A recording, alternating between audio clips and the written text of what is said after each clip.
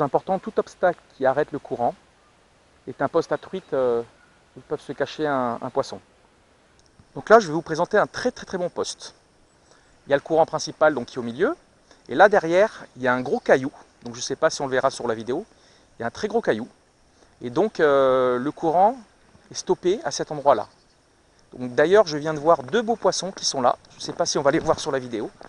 Donc courant principal, ici un gros rocher, et derrière il y a un gros trou d'eau. Donc là les poissons peuvent être à l'affût. Donc ça c'est ce qu'on appelle un spot de repos. Donc le poisson il va être au repos derrière ce caillou, ce rocher, et puis il va avoir la tête vers le courant, à l'affût d'un passage de nourriture qui peut être amené par le courant. Donc ça c'est un très bon poste à privilégier en début de saison, puis même au cours de la saison, hein, très bon poste. Alors là un très bon poste, on voit au milieu de la rivière qu'il y a donc le courant principal au milieu, et puis il y a un rocher qui est juste en surface. Donc derrière, il doit y avoir donc, un peu moins de courant, et donc les truites peuvent se poster sur des endroits comme ça. Donc un très bon poste pour l'ouverture, derrière un caillou, une grosse roche. Un autre très bon poste, les postes où il y a des racines. On voit que là il y a des racines, il y a le courant principal, et ici il y a plein de racines. Donc la berge est creuse, en dessous il y a certainement du poisson.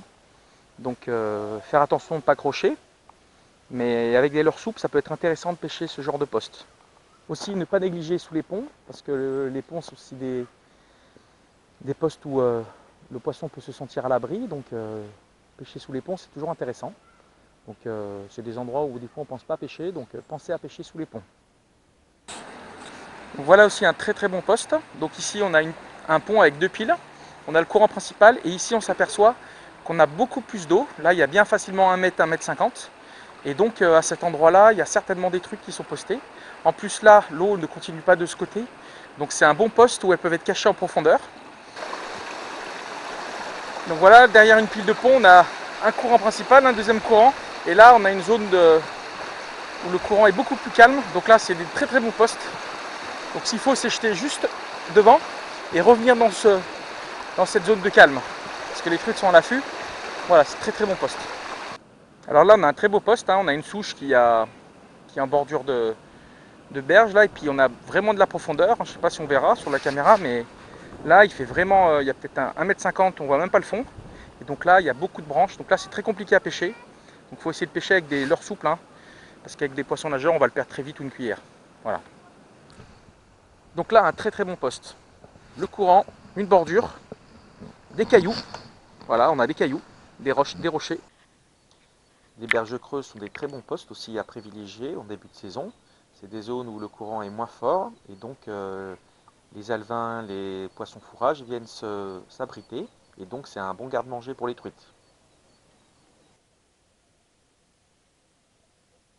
Donc là aussi un très bon poste, c'est la pointe de l'île en fait. Donc on voit, on a notre île qui est au milieu, là on a un courant principal qui passe au fond, un courant secondaire qui passe sur le côté, et là donc on a la pointe. Donc là à cet endroit là on s'aperçoit qu'il y a très peu de courant, et donc là on jette dans le courant en amont, et on essaye de passer juste le plus près possible de la pointe de l'île.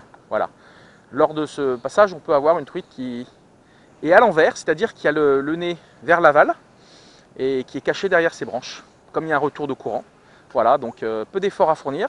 La nourriture passe le long de la berge, dans le courant principal, et vient se mettre à la pointe de l'île, et revient dans le sens inverse, et la truite a très peu d'efforts à faire. Donc là, la rivière est séparée en deux. Donc au milieu, on a le courant principal qui est important. Et puis là, on a donc des arbres, des racines qui ont formé, et du sable qui ont formé une petite île. Et donc on a l'eau qui rentre sur ce côté. Voilà, donc l'eau arrive par le haut. Et donc là, on s'aperçoit qu'on a un courant qui est léger, qui est beaucoup moins soutenu. Donc là, on a les truites qui vont venir se mettre tranquillement ici. Là, on s'aperçoit qu'on a une berge qui est creuse. Hein, voilà, on ne voit pas le dessous. Donc il doit y avoir du poisson caché. On voit quelques blocs de pierre. Donc les truites sont certainement cachées par là. Voilà. Là, on voit que le courant revient dans l'autre sens. Voilà.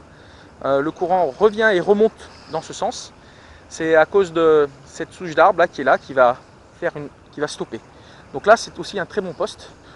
Sur notre droite, là, on a une arrivée d'eau. Voilà, une arrivée d'eau. Là, il n'y a aucun courant possible. Donc là, il n'y a pas du tout de courant. D'accord? Donc là, si on approche, on va jeter légèrement dans le courant en amont et revenir dans cette zone. Là, on voit à 2 mètres, il n'y a pas du tout de courant. Donc voilà, c'est un très très bon poste pour la truite en début de saison. Donc là, on a le courant principal et puis là, on commence à voir le courant qui décélère, hein, donc il y a beaucoup moins de courant. Et donc là, il y a beaucoup de zones où les truites peuvent se cacher. Merci d'avoir vu la vidéo, bonne ouverture à tous et à bientôt, au revoir.